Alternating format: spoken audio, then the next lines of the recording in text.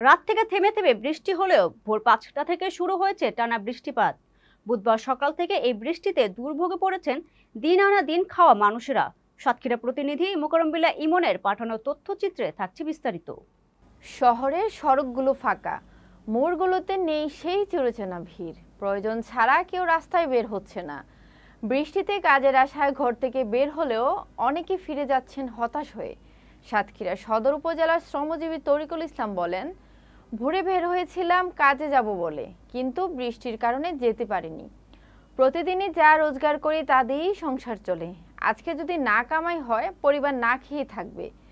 Easy bike চালক রবিউল ইসলাম বলেন, সকালে বের হয়েছি কিন্তু রাস্তা ফাঁকা, লোকজন বের হচ্ছে না, ভাড়া নেই, তাই গাড়ি নিয়ে দাঁড়িয়ে আছি।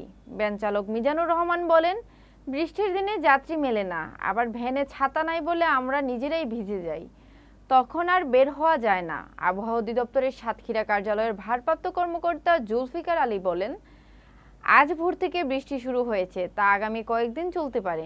এ সময় সবাইকে সাবধানতা অবলম্বন করে নিরাপদ স্থানে থাকার অনুরোধ করেছি। বৃষ্টির কারণে সবচেয়ে বেশি ক্ষতিগ্রস্ত হচ্ছেন দিনমজুর ও খেটে খাওয়া সাধারণ মানুষ। বৃষ্টিকে উপেক্ষা করে কেউ কেউ বের হচ্ছে কাজের সন্ধানে, আবার কেউ আশা থাকলেও ফিরছে শূন্য হাতে।